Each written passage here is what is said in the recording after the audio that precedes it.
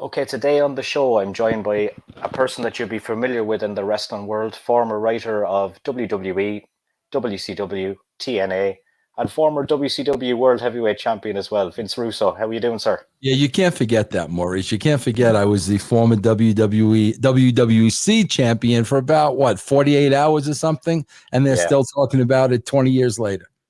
Well, it's good. There's a lot of your work, Vince, that people are still talking about 20 years later as well, which is a credit to you. Well, yeah, I mean that is nice, bro. It really is. I mean, we made some great memories back there, both Ed Ferrara and myself, and yeah, man, it is kind of cool that people remember a lot of that stuff.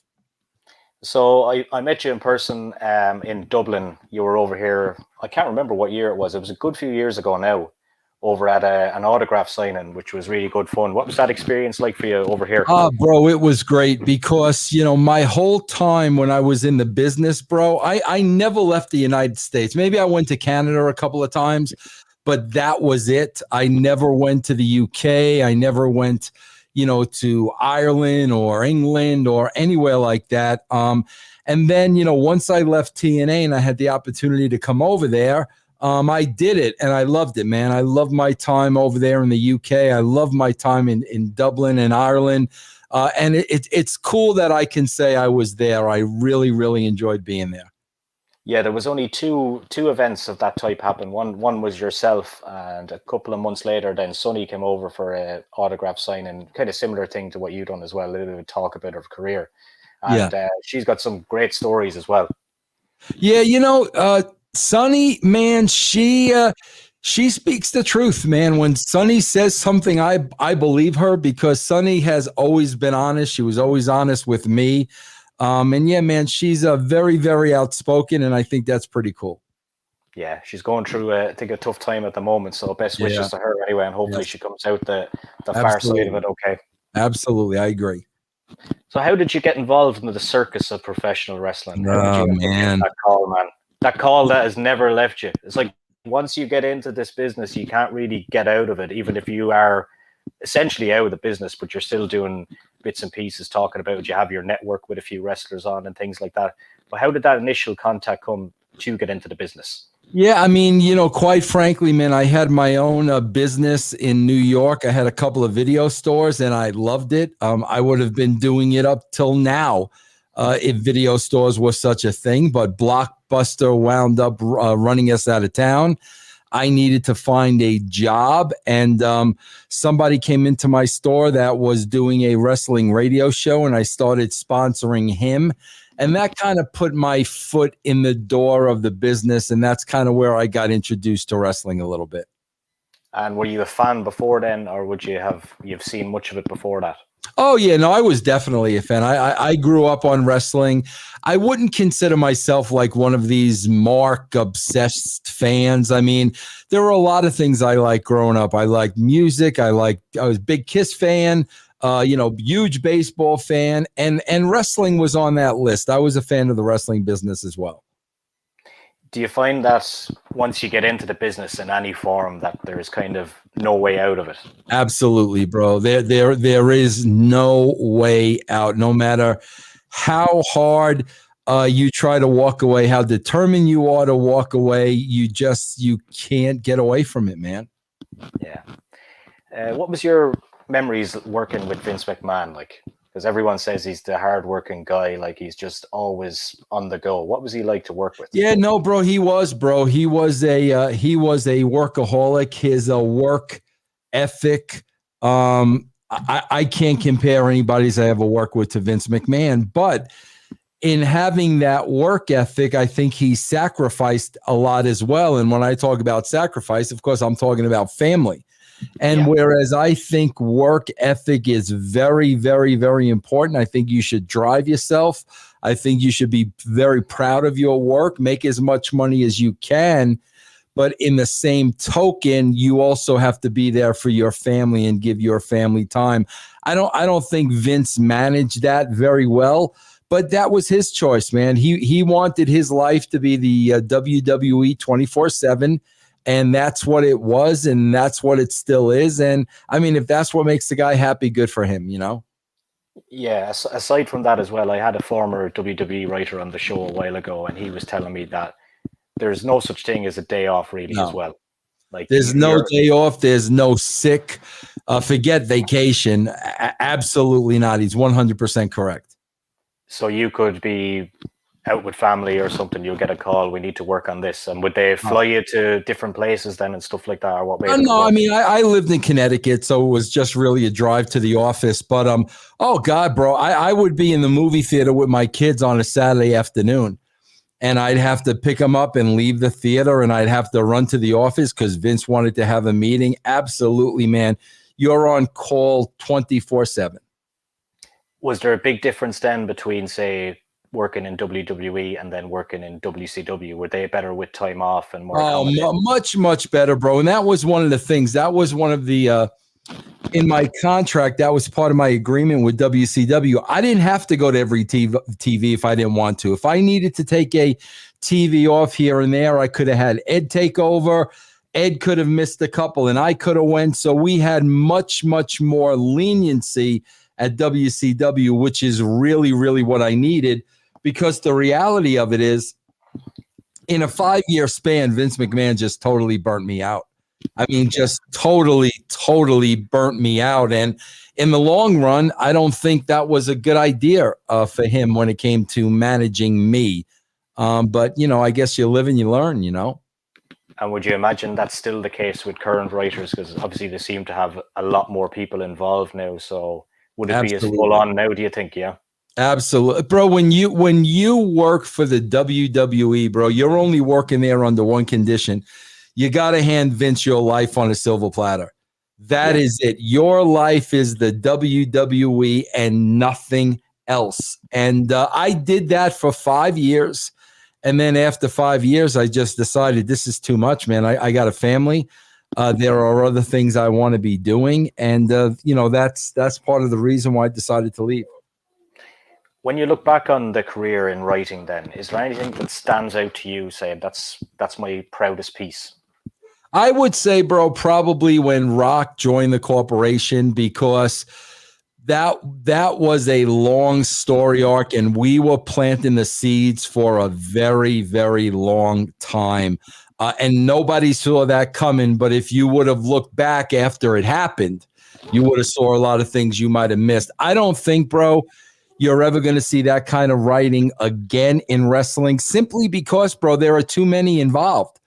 Too many people involved. You can't write wrestling that intricately when you have so many people involved. That's why I believe you'll never see a storyline like that again. Do you think a lot of it comes down to sponsorship and the PC era that we're in as well? I And don't think that has anything to do with it, bro, because they are nowhere even near the PC line. They're not even near it. I don't think that has anything to do with it, bro. You don't need to be PC and edgy to be good. Their programming is just bad. There are no characters. There are no storylines. It is just bad. And in my view, that rating has absolutely nothing to do with it. yeah, when you mention characters, that's something I always like to talk about, because even WWE, like I'm kind of fell out of touch with it now. Especially since there was no audience there for a while, I found it very hard to engage with the product with no audience there. But do you think that there's a severe lack of characters and storylines? They seem to just have great wrestlers, great guys, great look, but they're all the same kind of guy wearing black trunks wrestling. Yeah, no, absolutely, bro. There are no storylines. Everybody shows up and they just want to fight.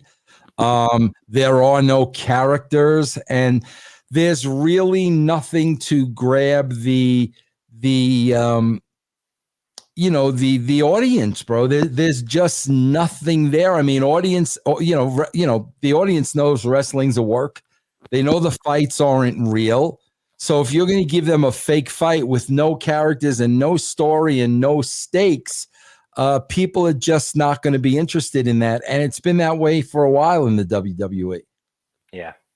I'd love to know your thoughts, and if you've seen it with the Boneyard match at Mania last year with Styles and Undertaker. Did you see it?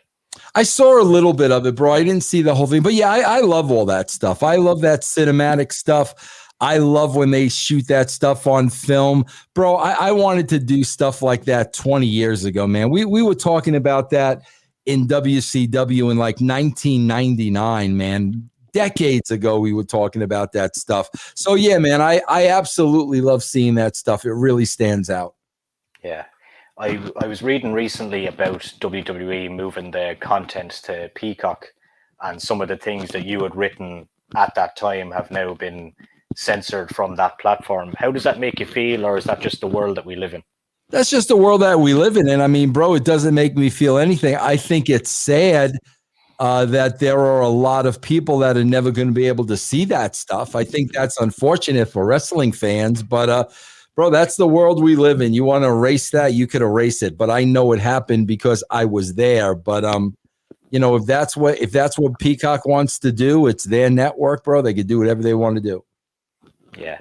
One of the things that kind of gets brought up in a positive light from a lot of people that you done was the Brawl for All. What was it like working with Butterbean? You know, bro, I really didn't work that much with him, bro. I mean, he was just there for that one day. And I really didn't work that much with him, bro. So I really can't comment on that because I didn't have a lot of time around them, to be honest with you. Yeah. And were the guys going through a lot of intense boxing training coming up to that, or was it just kind of off the cuff, really? No, I think it was off the cuff for a lot of guys, but I know, you know, Bart, you know, especially before he faced Butterbean, I know he was really, really training. He had hired Mark Merrow's manager. Rinaldi was his last name. I can't remember his first name. But yeah, he was really, really training going into that fight. Yeah. And I was reading in 2002, you were kind of supposed to put a foot back into the business, but it didn't work out. What was the circumstances behind that? Oh, bro, I just wasn't wanted there. You know, at that point, bro, they had already gone from 2 wrestlers to 20. Stephanie was already in charge. Triple H was gaining power. At the end of the day, bro, they didn't want me there. It's all about power and ego. It's not about, you know, if we hire Vince back, will the product be better? It's all about if we hire Vince back and the product gets better, then how does that make us look? That's what it's all about, bro. And, you know, I just wanted to help. I think I could have really brought the numbers back, but that's just the way the environment is there, bro. It's not about who can help us. It's about everybody protecting their spot and doing whatever they have to do to protect their spot. And I understand that. I know the wrestling business, but I mean, at the end of the day, it's like, man, look where we are now, you know? Yeah. And was it Vince McMahon himself that reached out to you, or what way did the contact happen? Actually, bro, I contacted Vince. I mean, because I had a bet with the Disco Inferno, and the bet was if the rating ever went below 3 million, I was going to contact Vince. So I made that bet with Disco, never thinking in a million years it was going to go under 3 million. And then it went under 3 million, and that's when I reached out. What, did you send him an email or did you call him? That's a good question, bro. I really, really don't remember. I probably sent an email because I probably didn't have his number at that time. So I probably sent an email. Yeah. One thing I want to talk to you about is I had Big Vito, Dapper Brand, which we'll talk about as well in a while, on the podcast last year. And I asked him the question, it's like, how does Vince deal with, like, from a mental health perspective, the amount of shit that you have to put up with online from jackasses? Does it affect you? Me, Vince? I mean, like, yeah, I mean, like you. Like, I mean, the hate from people, you know, oh, he done this. Bro, those people don't get to me, bro. Unless you've been in the wrestling business, unless you've been behind that curtain, unless you've been working with talent, working with Vince on a daily, you don't know what you're talking about, bro. So, like, people can say whatever they want. They don't have a clue. They don't know what it takes. They don't know how difficult it is. They don't know what you go through. So unless you've been there and done that, honestly, bro, I really don't care what you have to say. Yeah. What are your thoughts now on women wrestlers compared to when you were there in the 90s, and that they're pretty much right up there with the guys spearheading the shows. What's your thoughts on that? Bro, I don't have a problem with that. The problem I do have is, women aren't supposed to be sexy anymore. Women aren't supposed to be attractive anymore. Men aren't supposed to be attracted to women anymore. That's the problem I have. I will never apologize for putting over a beautiful woman or complimenting a beautiful woman. I will never, ever apologize for that.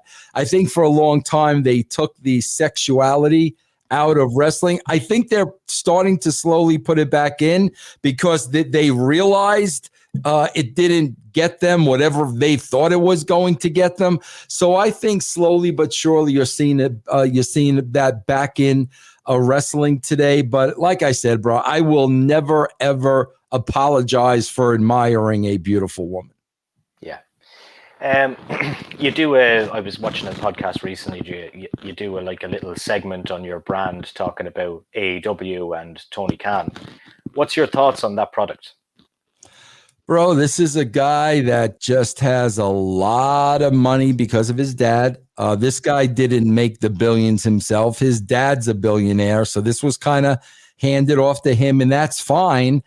But what this basically is, I mean, this guy owns a wrestling company like a 12-year-old kid would fantasy book. And I mean, that's just the way the guy comes across. And I watched enough AEW, bro. I watched AEW for about the first year and a half.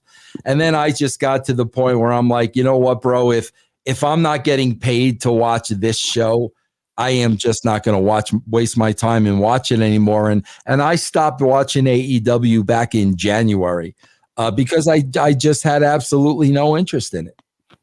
And do you think Vince McMahon sees them as competition at all? Absolutely not. Absolutely. That's a joke, bro. Absolutely not. I don't think that AEW would be anywhere near as big as it is without Chris Jericho. What's your thoughts on that? Bro, the marks are the marks, bro. And the marks have kind of adopted that as their show. And I kind of think you'd have the same following with or without Chris Jericho. Bro, you've got about 800,000 people that just have convinced themselves that fake wrestling is real. I don't know how they've convinced themselves of that, but they just love that flip-flopping, catching guys. They love that stuff, bro. And I think you would have the same 800,000 with or without Jericho. Yeah, the Raw ratings we touched on earlier is obviously, I think in America, is it true this week it's the lowest rated Raw ever? Yeah, it's true, bro. The third hour was almost below 1 million people, which is unbelievable to me, bro. When I look at wrestling back during the Attitude Era, the Monday Night Wars, bro, wrestling was doing 10 million people a week. And now the third hour of Raw is almost at 1 million. That's an incredible loss, bro. 10 million is double the population of Ireland. That's how many people were watching. Is it really? Yeah. 10 million people were watching at one point. What do you think the biggest problems are now with that product? Oh man, bro, just they don't care. I mean, honestly, they don't care, bro. They've got these big deals with Saudi Arabia and Fox and the USA Network and Peacock.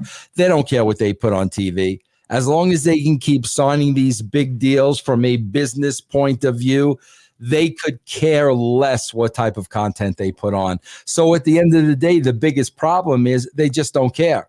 They're just contractually obligated to fulfill 3 hours on Monday night and 2 hours on Friday night, and that's what they do. They don't care what they put on the show anymore, as long as they can continue to land these big deals. Yeah. Okay, Vince, if you were trapped on a desert island and you had to spend time with three professional wrestlers, who would they be and why? Wow.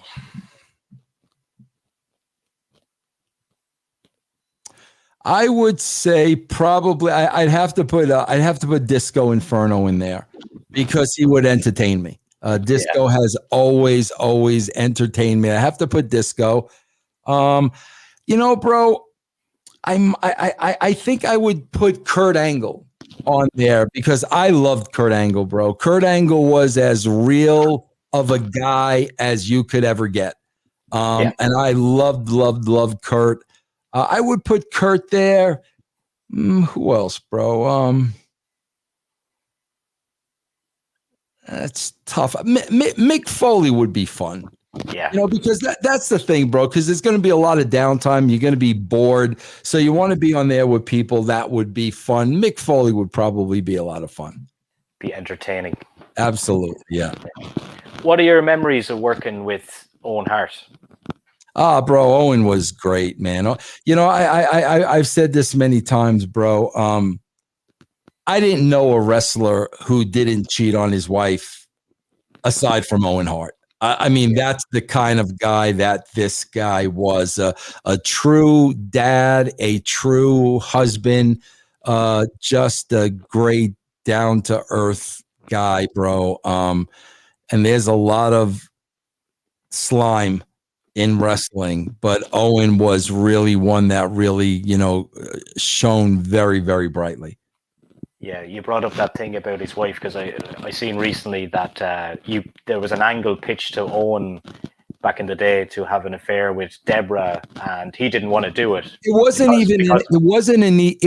even an affair, bro. It wasn't even that. He was just kind of smitten by her. I mean, so like it wasn't a raunchy affair. The idea was, how funny would it be if Owen was like smitten with Deborah? That was the angle. So it wasn't really an affair or anything. It was more or less like him just being smitten by her. Yeah. But yeah, you're absolutely right, bro. He felt uncomfortable doing that, so he just ex-nated and never did it. Yeah, that shows what you talked about, the family man himself. Absolutely. What was it like putting together? We're not going to talk about the night when he passed away, and that, but what was it like putting together the tribute show the next day? Bro, that was really hard. I mean, I remember, bro, like when I walked into the building that day, they just wanted to produce the show like it never happened. And I went to Vince and Kevin Dunn, and I'm like, bro, if this show isn't a tribute to Owen, I'm going home right now.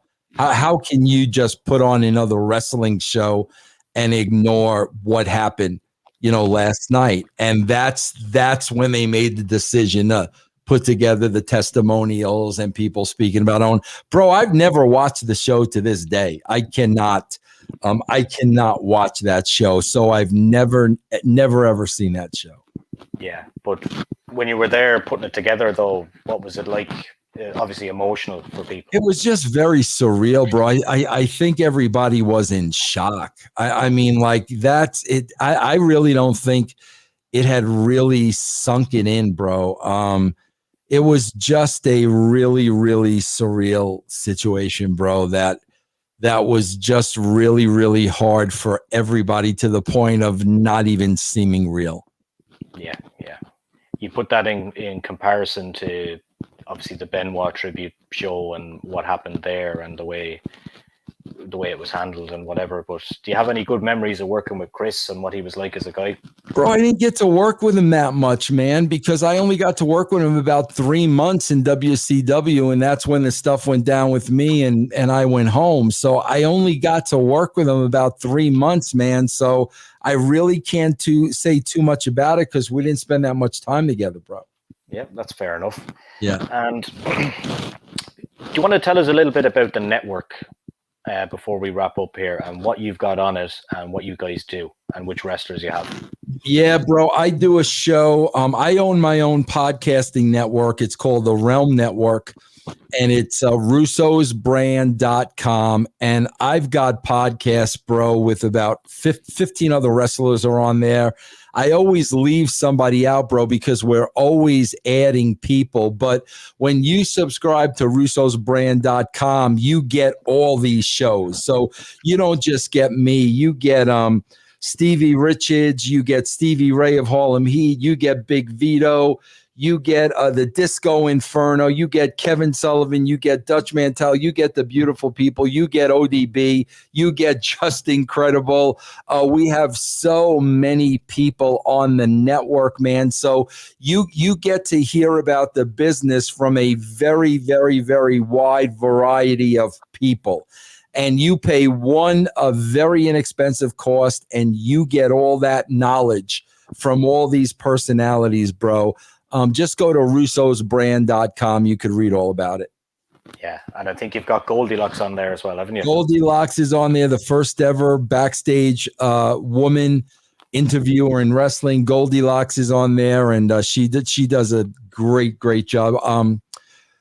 Taylor Hendricks is on there, and Taylor is great. We've got so many people on the network. So check out the network if you can. And Vince Russo, thank you very much for joining me today. Thank you very much, Maurice. I really enjoyed it. Thank you, bro. Yeah. We'll hopefully see you in Ireland again for some beers. Hopefully, man. Hopefully. Cheers, man. Take care, bud. Thanks.